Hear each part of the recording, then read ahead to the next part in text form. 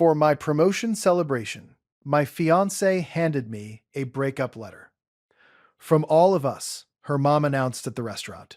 Her brother filmed my reaction.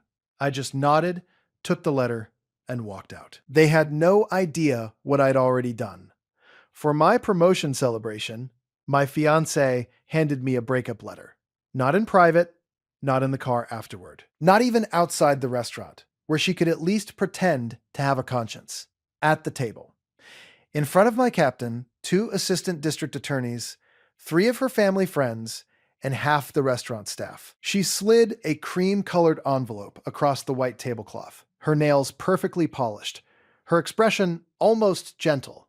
Read it, Job. Her mother lifted her glass before I could touch the envelope.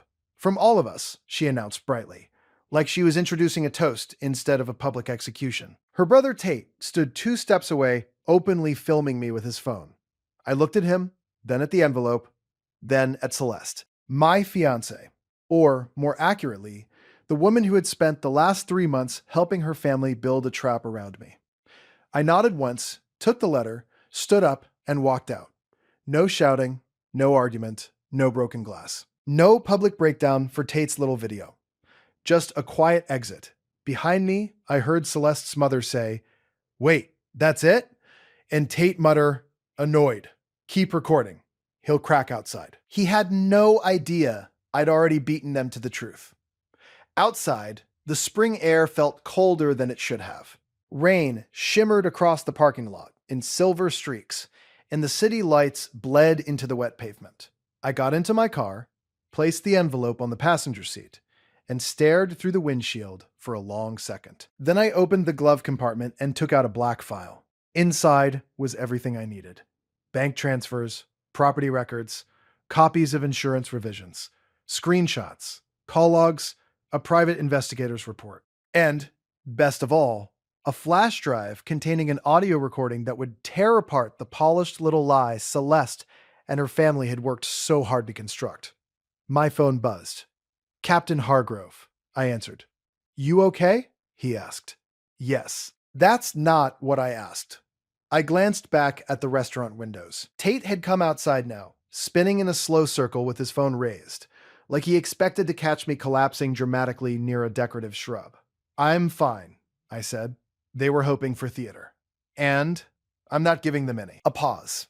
Then Hargrove said, "Good. Because if you're right about this family, tonight was just phase 1. He was right. The breakup letter wasn't revenge. It was strategy. And I had known that before Celeste ever touched the envelope. My name is Job Mercer. I'm a detective in major crimes. People think being a detective means you're naturally suspicious. That isn't exactly true.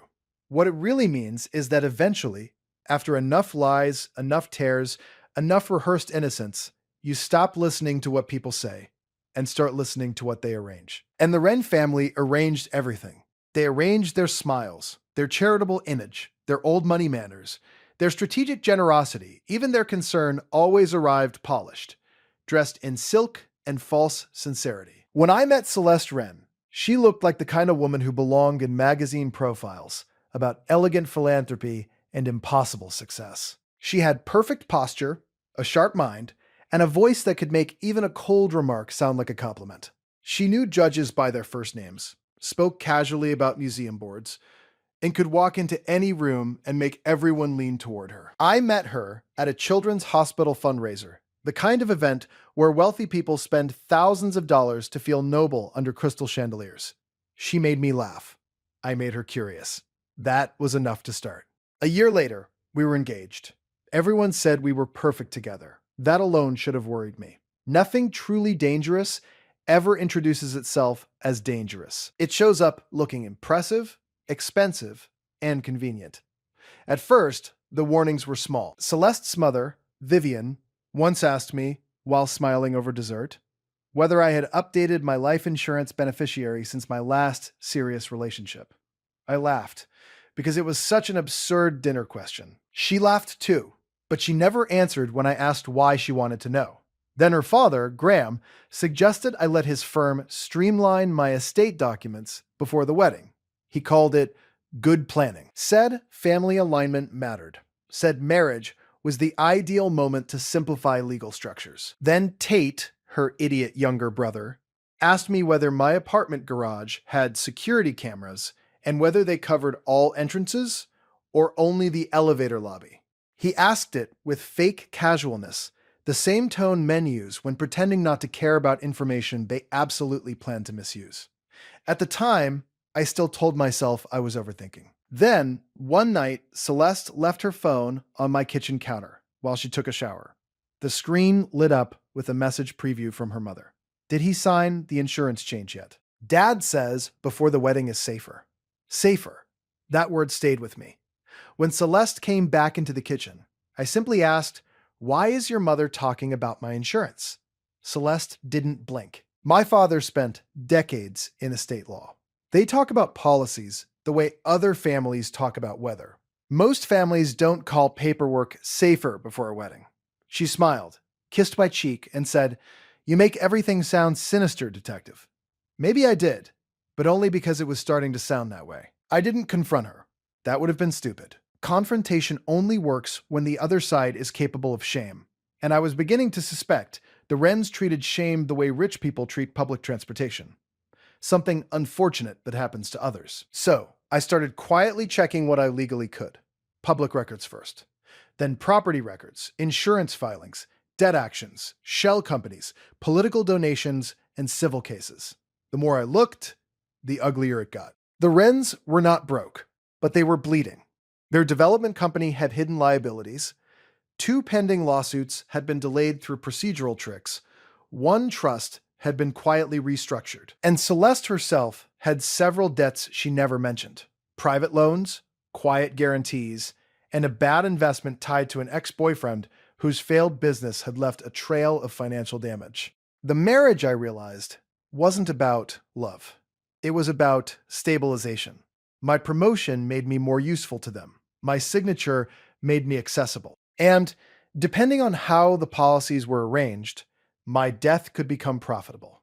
That was the moment I stopped thinking of the situation as troubling and started thinking of it as a case. I told only 3 people: Captain Hargrove, my partner, Detective Lena Ortiz, and Martin Voss, a private investigator who looked permanently disappointed in humanity and had the useful habit of finding things rich people thought were invisible. Lena read my preliminary file in silence, then set it down and said, "Congratulations. You're not engaged, you're being processed." Hargrove was less poetic. "If this family is trying to box you into financial exposure and destabilize you professionally, we go careful," he said. "No grandstanding, no shortcuts. You move like a detective, not a wounded fiancé." That was the advantage I had over them. They thought they were setting up a man in love. They were actually playing against a detective who had already stopped trusting the room. 3 weeks before the restaurant dinner, Celeste pushed a folder toward me in my apartment. "A few premarital documents," she said. "Routine things." I opened the folder and scanned just enough to know they weren't routine. Beneficiary revisions, joint authority provisions, emergency access clauses, a draft that would have made untangling certain accounts after marriage unnecessarily messy. Messy enough to benefit whoever moved first. I closed the folder. My attorney reviews anything I sign. Her smile chilled by half a degree. "It's just planning. Then independent review won't hurt. Job. This isn't adversarial." "No," I said. "Not if nobody's trying to trap me." That was the first real crack between us. That night, she barely spoke to me. The next morning, one of our mutual friends texted to ask whether everything was okay because Celeste seemed worried about my stress level. Worried. There it was. They had changed tactics. If they couldn't get my signature willingly, they'd begin shaping the narrative. Over the next few days, tiny rumors surfaced with almost comical precision. Job has been intense lately. Job is spiraling from work. Job sees threats everywhere. Job is obsessed with control. None of it specific enough to challenge directly. All of it designed to make future accusations sound believable. Lena listened to one of the stories being relayed through a mutual acquaintance and snorted. They're softening the ground. When people plan a lie, they always lay emotional carpet first. She was right. A week later, Voss delivered the piece that turned suspicion into certainty. Celeste had met twice with an insurance broker connected to one of her father's old professional circles. The broker specialized in wealth continuity structures, which is exactly the kind of phrase that should make normal people leave the room. One email chain discussed my policies. Another discussed optimal timing around legal union. A third, saved by a miserable assistant who clearly hated everyone in that office, contained the sentence, "The event of spousal loss within the first phase of alignment can be administratively sensitive, but still highly recoverable if structures are pre-positioned." I read it 3 times. Then I laughed once, because the alternative was smashing my coffee mug through a wall. Spousal loss.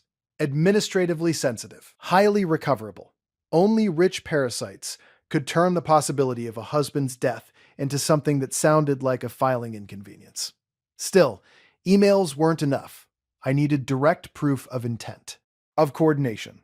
And because the universe occasionally rewards patience, Celeste gave me exactly that. 2 weeks before my promotion dinner, Celeste took a call in my study while she thought I was out. I wasn't out. I was downstairs, meeting a building technician about security upgrades after Tate's suspicious questions about my garage. My study computer, however, was connected to my dictation system for case notes. Earlier that day, I had activated the room mic to test audio pickup. When I reviewed the recording later that night, I heard Celeste's voice first. "He still hasn't signed anything," she said. Then, Vivian, speakerphone and unmistakable. "Then we proceed with the dinner." Tate's voice cut in. "I'll film it. If he explodes, great. If he storms out, even better." Silent rage plays really well when you caption it right. Then Graham. "Afterward, we present the breakup as a protective decision based on escalating instability. No dramatics. Let him create the impression." Celeste said, "And if he doesn't," Vivian answered. "Proud men always react when humiliated publicly." Then Celeste asked the question that turned my blood cold. "And the insurance issue?" Graham replied, "That becomes relevant only if he remains useful." The room fell silent after that. On the recording, I could hear ice clinking in a glass. Someone laughed softly. I sat at my kitchen table listening to it, my hands perfectly still. Lena listened right after me. When it ended, she leaned back and said, "Well, that's horrifying." A beat later, she added, "And Tate thinks he's a documentary filmmaker. That almost makes it worse." From that point on, the engagement was dead. I simply hadn't buried it yet. The restaurant dinner was their move. They thought it would accomplish 3 things at once: humiliate me in public, create footage of a reaction they could use, and frame Celeste as a graceful woman escaping a dangerous fiancé. Instead, it gave me a final piece of evidence: premeditated public provocation. That's why I walked out, not because I was stunned, because I refused to hand them the scene they had written. The next morning, I finally read the breakup letter. It was unbearable. 4 pages of polished nonsense. According to Celeste, I had become emotionally surveillant, psychologically unsafe, and fixated on death, control, and legal structures. One sentence said she was leaving to protect her peace. Another claimed my professional suspicion had infected the relationship. By the 3rd paragraph, I was laughing. By the 4th, I knew Tate had helped write it because no adult man over the age of 15 would sincerely use the phrase healing and accountability journey unless he had been hit in the head with too many podcasts. Lena came over, read the letter, and said, "I need this entered into evidence for crimes against language." But the best part came that afternoon. Tate posted a black and white video clip from the restaurant with moody piano music and the caption, "Sometimes love means choosing peace." He deleted it 11 minutes later. Unfortunately for him, 11 minutes is forever when people are screenshotting. We archived everything. Then Graham made his mistake. He contacted internal review at my department, expressing concern over my emotional stability and suggesting my promotion be reevaluated in light of a disturbing relational breakdown. That was it. The moment private cruelty turned into institutional manipulation. My captain sent me the message with 2 words: "Now we move." The board meeting happened 3 days later. Present were Deputy Commissioner Hall, Internal Legal, my department counsel, Captain Hargrove, me, And because arrogance makes men brave in stupid ways, Graham Wren himself. He spoke first. He was calm, grave, almost fatherly. He talked about concern, about emotional instability, about Celeste fearing my intensity, about the breakup dinner taking place in public for her safety, Tate had literally prepared captions for multiple versions of my reaction. When Graham finished, Hall looked at me. Detective Mercer?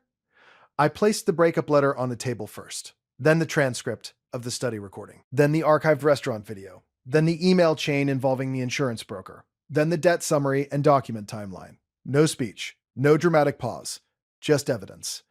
We played the audio. Celeste's voice, Vivian's voice. Tate sounding excited about filming me. Graham calmly discussing how to shape the breakup into a narrative that could damage me professionally. When it ended, no one spoke for several seconds. Then Hall turned to Graham. Is there context? She asked. That improves this. He cleared his throat. Families under pressure speak inelegantly. Internal legal leaned forward. Did you knowingly contact this board while withholding evidence that your family had planned the public incident? Graham shifted in his chair. I acted to protect my daughter. Hall's eyes hardened. From what? Consequences? He didn't answer quickly enough. That was enough. Internal Affairs opened an inquiry before the meeting even formally ended. The district attorney's office opened its own review based on the financial angle. And the Wren family, for the first time in their well-dressed lives, discovered that polite phrasing does not become less criminal because it is spoken over expensive wine. Then came the excuses. My God, the excuses. Vivian requested a private conversation with counsel present and arrived wearing soft gray, as if dressing like tasteful grief would change the facts.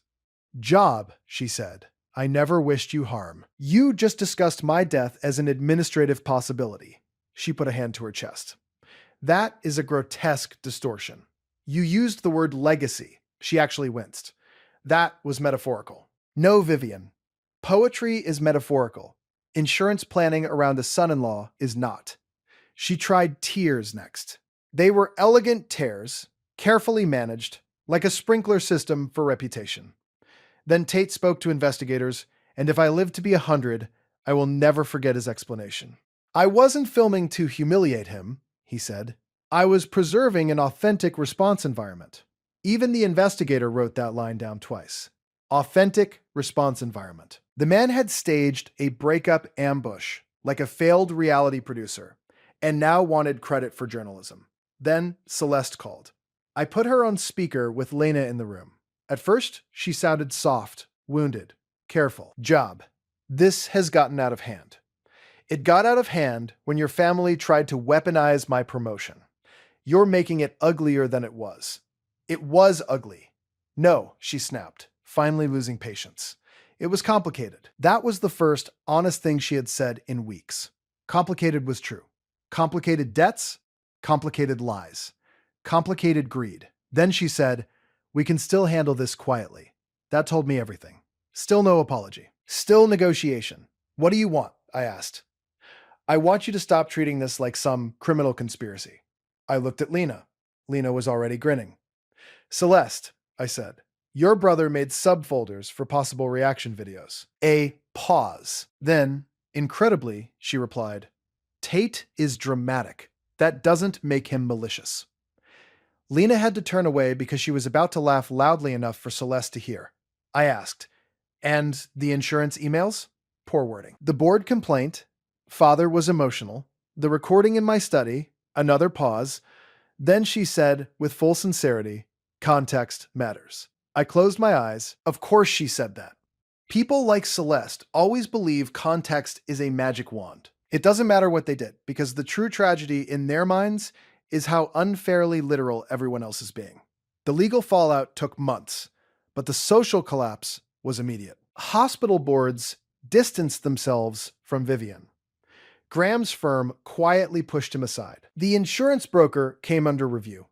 And Tate, who had briefly attempted to paint himself online as a victim of narrative violence, became a joke in circles that previously invited him to all the best parties. One counsel aide reportedly saved his contact under authentic response environment. I hope that part is true. As for Celeste, She finally came to see me in person. No parents, no brother, no silk armor. She stood in my apartment, looking smaller than I remembered. Not innocent, just tired. "I did love you," she said. "Not enough." She looked away. I was in trouble. "I know. You don't know how bad." "Then tell me." So she did. The old debt, the pressure, the family expectations, the feeling that in her house, every relationship eventually became a transaction. For one brief moment, I could almost see the person she might have been if she'd grown up anywhere else. Then she ruined it. She said, "I thought if the dinner worked, maybe the rest wouldn't be necessary." I stared at her. The rest? She realized too late what she had said. Then, instead of answering, she gave me a tired little smile and said, "There's that detective voice again."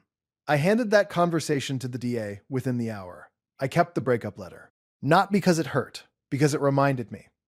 Warnings rarely arrive as warnings. Sometimes they come wrapped in luxury, smiling over candlelight, asking for trust and signatures. Months later, my promotion held. My name was cleared. The Wren family lost far more than social comfort. And me?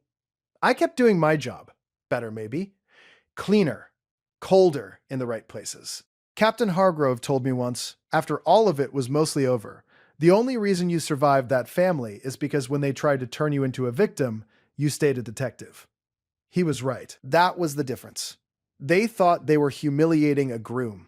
They forgot they were performing in front of a man, trained to notice patterns, lies, and timing.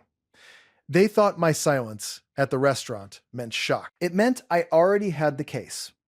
So when people ask whether I regret not making a scene that night, I always tell them no. I don't regret it at all. Because by the time Celeste handed me that letter, I already knew what she was, what her family was, what they wanted. And when Tate stood there filming my reaction, grinning like he was about to capture the climax of the story, he didn't understand one beautiful thing. He was already in mine,